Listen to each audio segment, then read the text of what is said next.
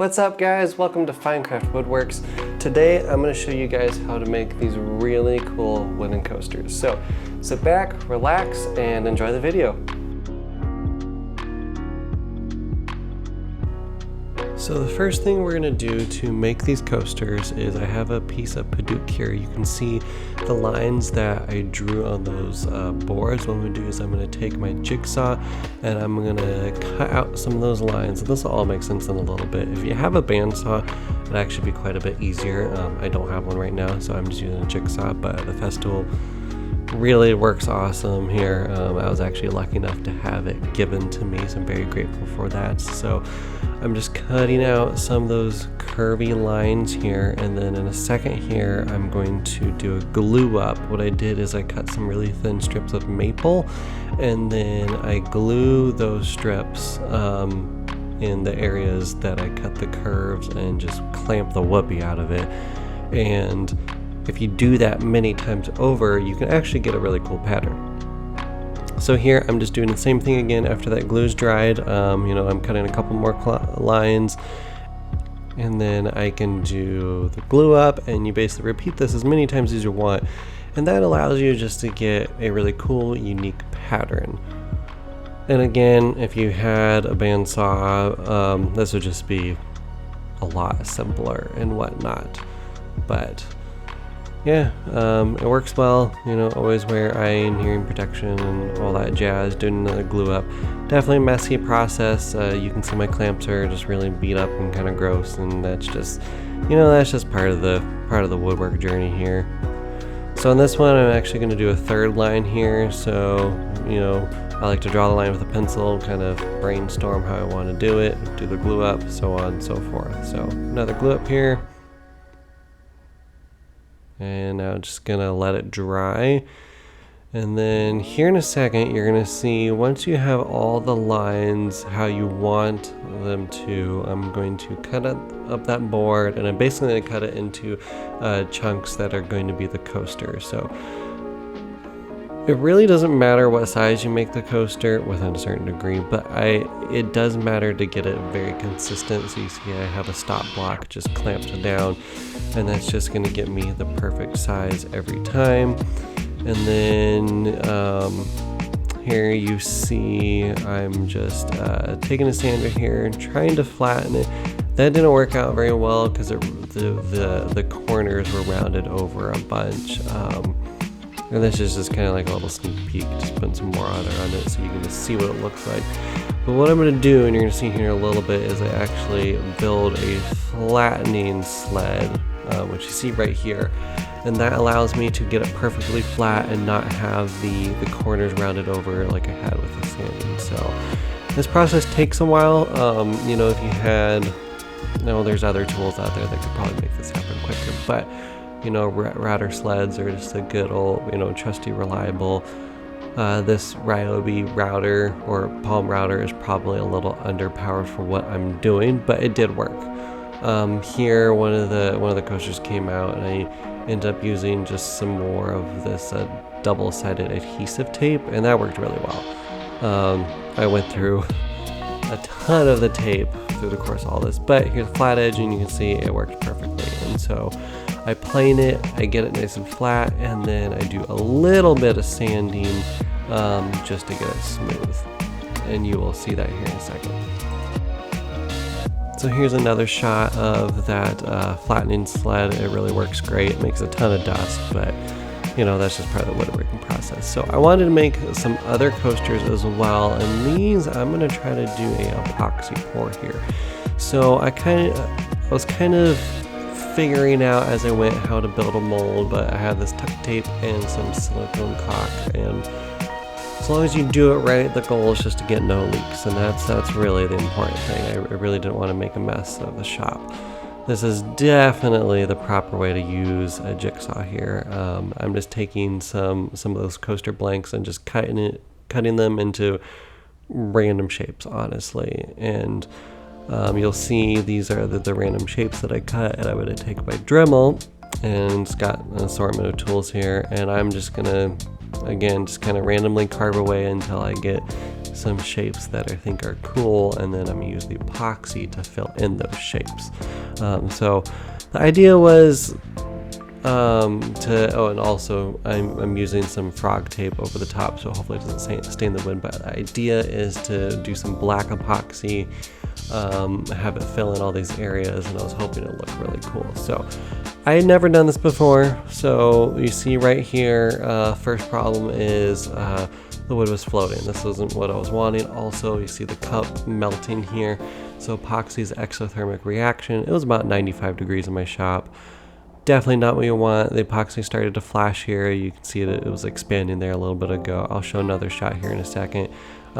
It was just a hot mess. So I poured a little bit on the rest, only a little bit, but yeah, you can see that one was a goner. So definitely screwed up on that one, but the other three, I did it in slower increments, and then I actually, for right here, I ended up going inside. So for those of you that have made it this far, I just wanted to take a second to thank you. Thank you for watching my video. If you like this content, please like, subscribe, and share this video with others. I will regularly be posting more cool content like this. So yeah, thank you. Just because it's cooler inside. So what am I doing here? Oh yeah, so here's just another shot of the flattening sled. Honestly, I want to build a better one, I think out of metal. This one works fine, but I know I could do better, and it's really an invaluable tool. Yeah, here's a shot of that exothermic reaction. It can just get so hot, so be careful and try to avoid epoxy flashing. So after it cured, I'm taking out the mold here. This was kind of a fun and satisfying process. I just took a chisel and hammer and pried all those pieces off and eventually popped out here. And yeah, honestly, the three turned out, or at least so far, looked really good. That one, again, the epoxy flashed and it was a goner. Yeah, there was nothing I could do about that one. But you know, for first pour, 3 out of 4, not too bad. So as you can see, I made a lot more coasters than you saw in the video here. I'm using some penetrating epoxy, just a very thin coat. That's just going to soak into the wood a little bit, kind of seal everything up, hopefully prevent like bubbles and dust and stuff from getting in the tabletop pour, which you'll see here in a little bit. And yeah, honestly, this is kind of a tedious process doing it inside, just because it's a lot cooler, and I'm hoping to avoid that flashing that you saw earlier. But just putting a little bit on, spreading around the fingers, just letting that soak in, and then I'll come back, probably a couple hours later once it's starting to harden up or like get a little tacky. Also with a torch, just to help get rid of any bubbles. And so after this, I'm going to mix together the tabletop epoxy, which is a lot thicker. I'm going to put a lot more on. It cures a lot harder as well. It's a lot more durable. Like, this is what you want to use for your main finish. You know, it's going to be really durable and whatnot. So for this, I did it in smaller batches. I didn't want to mix up a ton of it and try to do all the coasters at once. I figured I probably wouldn't have enough time, so I divided it in groups of 3. So see here, this is the second, third, and each time I go into a new group, I go back over the ones I just did with a torch and just pop all the bubbles. I'll go back later, pop some more bubbles, so on and so forth. I want to have as clear as a finish as I possibly can.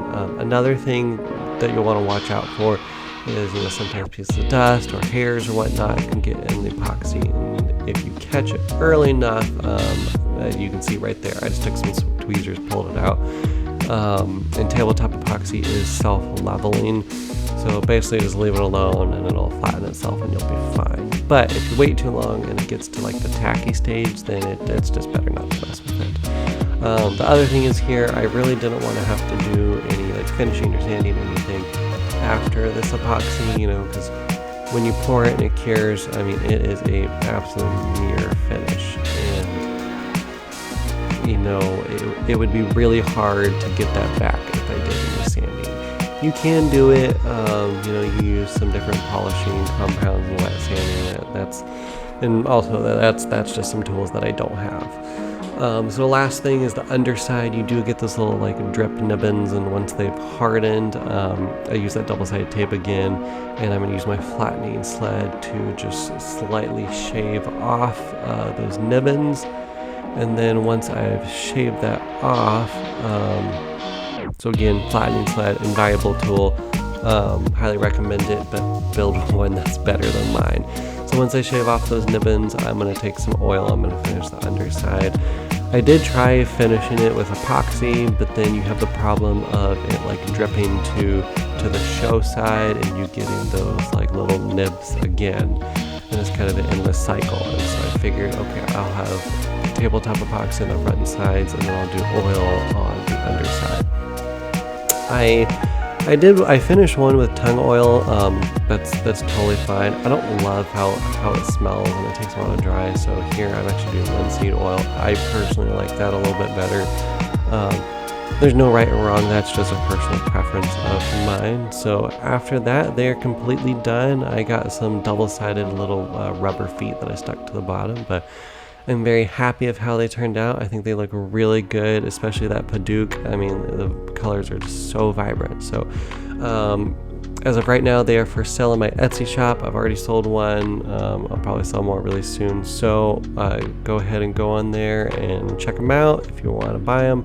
Buy them sooner than later before they sell out. I'm definitely going to make some more, or maybe try some different woods and see what happens. But thank you for watching. I just got a couple more pictures here.